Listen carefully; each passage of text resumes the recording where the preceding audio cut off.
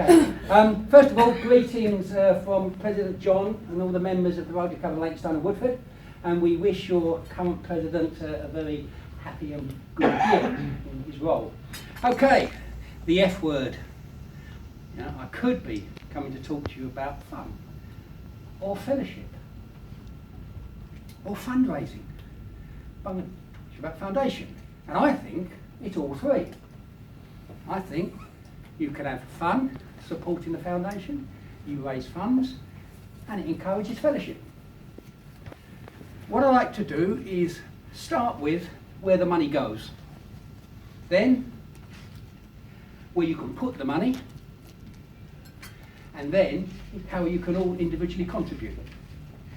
No particular order, and I know that you have, as a club, have supported foundation both with donations to the annual fund and then polio now, and you've had global grants in the past, and you've had district grants in the past, but I'll emphasise, Ian's very kindly told me, in the past, as far as the global and district grants.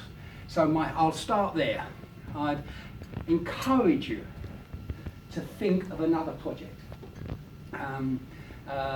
Ian was telling me that you've got a club abroad who have a project that I'd like you to partner with, but I'm talking about you as a club finding a project abroad and taking advantage, and I use that word, taking advantage of the funds that every Rotary club in the world puts into the World Fund, because it's there. I get very miffed when someone says, oh, we put all this money in and we never get any out. So I say to them, when did you last apply for a global grant? Well, we've not done that. When did you last apply for a district? Well, we've not done that. Oh, that's the way you get the money out. So can I assume that you all know what a global grant is? I don't need to. But the headline is, it's a magical trick of turning $10,000 into $35,000. Just ching. You or someone, doesn't matter where the money comes from, as long as it comes through the club, must come through the club. Like my club, we're doing one for a project in Zambia. The convent that we support is supplying the $10,000. Doesn't matter, as long as it comes through the club. It can come from anywhere. You don't have to go out and raise $10,000 by rattling a can, or can do, of course, but this can be in addition to. And because of the way the district will support you and the RI the Royal Foundation will support you, that 10,000 doesn't have to be 10,000, it could be more. But I'm just giving you the example of, it could be 3.5, 1 to your money. Now that's got to be a good idea, don't you think? You think all the projects that are around the world that could do good, because you know the strap line for the Rotary Foundation? Doing good in the world. That's what the money goes towards. There's a much longer mission statement which I can't memorise. So that's global grants. The next one down, a much lower level, and that is a district grant.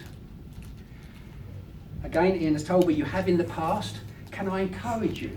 You've got up until the 13th of September to come up with a project in your local community.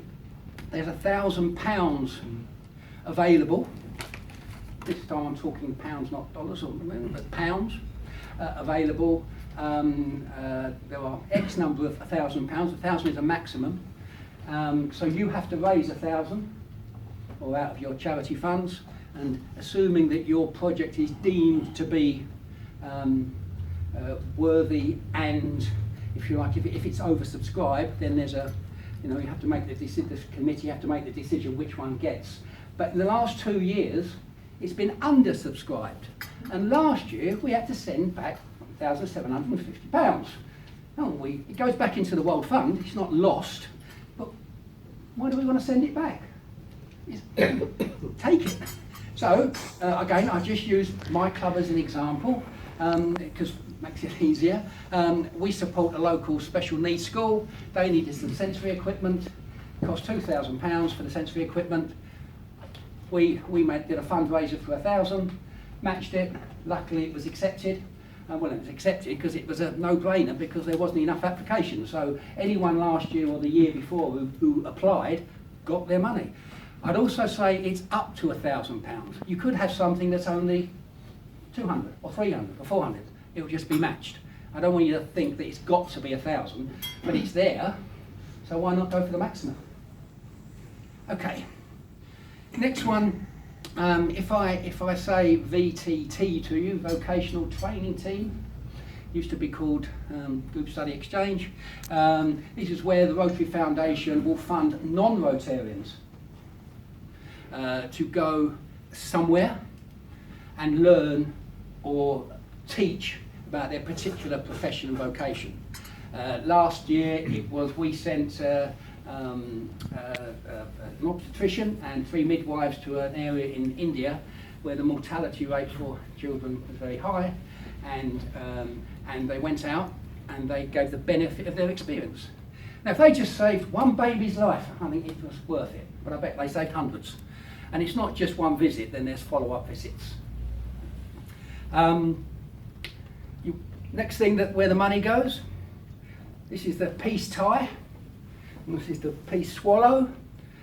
Are you aware that Rotary has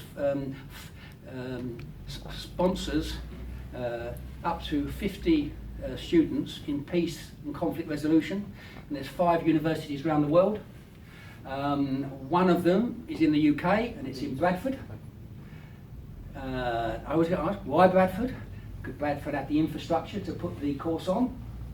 And if you have a mind, in November, late October, November, they have an open day. So you can go and listen, the students passing out, as it were, the 10 that have finished their year to 18-month course. They will talk about what they learned, they'll talk about their previous experience, and they'll talk about where they're going to go and put it into practice. And I would tell you, it's extremely difficult to get on.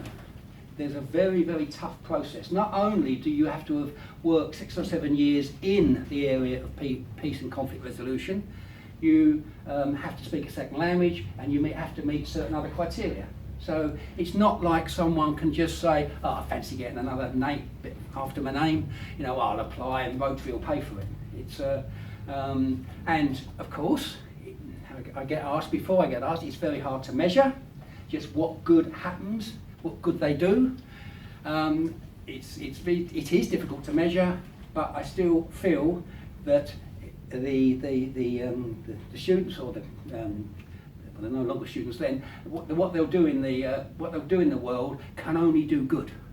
They can't do bad. So again, if they save one person's life or affect one conflict, to me, in my opinion, it's good money spent from the Rotary Foundation.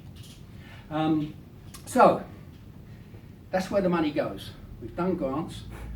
Scholarship. I should have also mentioned that there is another scholarship, youth exchange. This is where a younger person, sort of 15, 16-year-old, normally comes over for anything from 2 weeks to a year and will study at a local school. There's also another where the foundation will sponsor if you like, vocational training, where a young student will go out somewhere, another country, and spend 2 or 3 weeks learning about whatever it is that they want to do. Okay, so that's where the money is spent. So how is it collected?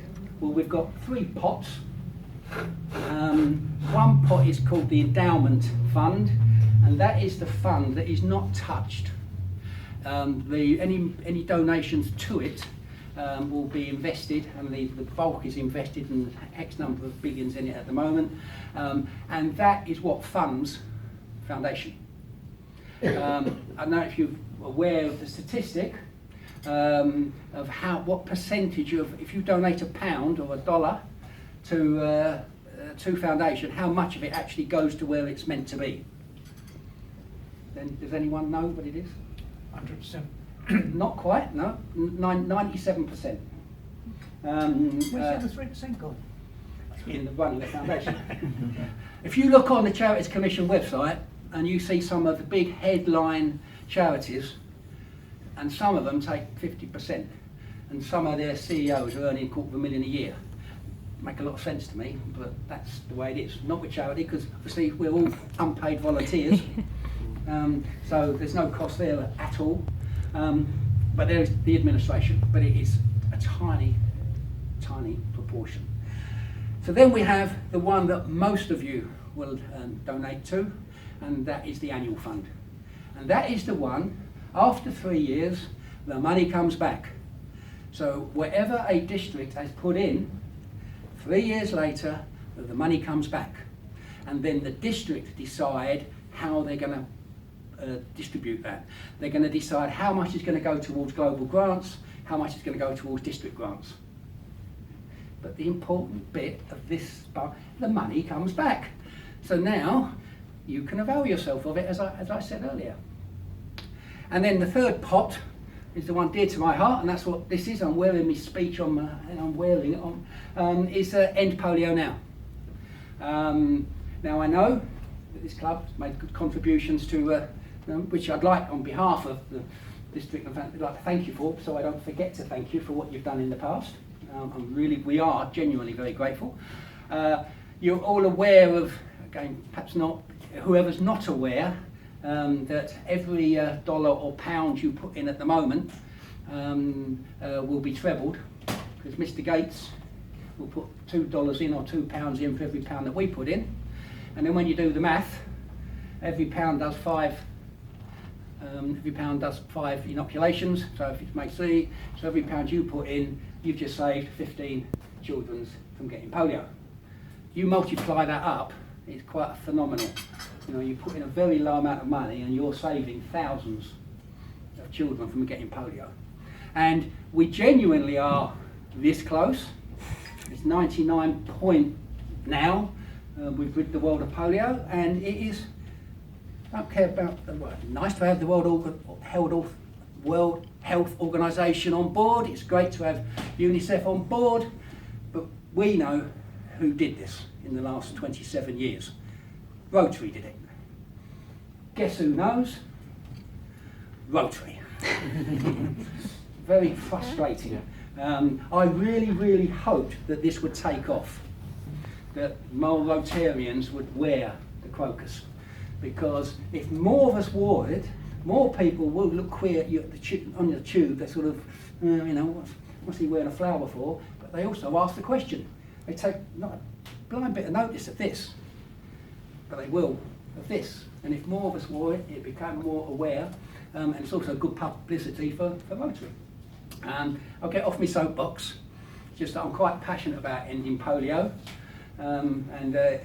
Just a statistic, in 1987 there was 350,000 cases. This year there's been 22. Pretty neat that, isn't it? That's pretty good, don't you think? And it's mainly Pakistan, there's a little bit in Afghanistan, but the problem is it's an ongoing process, because you've got to keep going back. So this is going to be going on for some years after we say we've rid the world of polio, to keep it. So therefore, the only way we can do it is by raising the funds. So that leads me neatly on. How could you contribute either personally or as a club? Well, I'm going to work my way from the top down. Should you just happen to have a spare $250,000 sitting in an account earning 1%, you know, and just thought, well, I'd like to become a member of the Arch Clump Society, you would join 200 others worldwide. 200 out of 1.2 million. But if that's a bit too much, then if you like, you can become a member of the Bequest Society, where you put a lump of money in your will. If that's a bit too much, or you don't want to do it, then there's the Paul Harris Society. And the Paul Harris Society is where you commit to $1,000, so 650 exchange rate, £670 a year, to the Rotary Foundation. And then you become a member of the Paul Harris Society. There, we started off with 12 at the beginning of previous Rotary year, and the end of the Rotary year we had 15. So if there's anyone who wants to join our little band of Paul Harris Society members, you'd be very, very welcome. So now let's say that's a bit, you don't want to do that. That's a bit tough as well. Well, now we come to the one that I truly want to encourage, because I honestly believe the majority, and I'm saying the majority, not everyone, so I don't get myself in hot water, the majority of people can afford $100 or £67 at today's rate a year. Right? Okay, that again. It's £67 a year. And if you as individuals were willing to do that, you will become known as a sustaining member. It is a commitment year on year. It isn't just for 1 year. Same as the Paul Harris Society is a commitment. But, and that is what I want to ask you all to consider being. You do have 1 or 2 sustaining members according to the records I've got. I'm not told names because that's none of my business, but I do know the numbers. So we've got a bit of scope. I would suggest 109 members. Yes. Well, there's a bit of scope if you've got 3 or 4 now. So can I genuinely please ask you, because in my opinion, we are, as I said earlier, we are unpaid volunteers. We are Rotarians. You know, we're doing this, no one's forcing us to do it, so therefore wouldn't it be logical that a Rotarian should support their charity? The Rotary Foundation is our charity. You know, there's thousands out there, and it is my belief that the first one on your list should be Rotary Foundation. Now, I support guide dogs and cancer and this, that and the other, a few pound a month. That's my choice. But the first one I do is our charity. I have this little saying, is that charity begins at home. Well, if you like, home is Rotary. So, and I truly believe you can pay it monthly, £7 a month roughly. You know, what's that? If you extrapolate it out, I think it's about 17p a day, something like that. You know, a tenth of a cup of coffee. You know, if you put it in those terms, I would suggest to say that you gave it some thought. I'm going to leave you with that because I want to leave you on the one that I want you to remember. If you forget everything else I've said, then will you please remember SM, sustaining members, and I'm in the book. I've got cards on me if anyone wants a card. If you want the form, it's on the web, but guess what? I can send it to you. Can I thank you for a terrific lunch? Much better chicken than most times we get in Rotary. You're going to find that out. I don't know about in Shanghai, but most chicken in Rotary you can play basketball with it. But that was actually a very nice lunch in nice company, and I thank you for listening to me.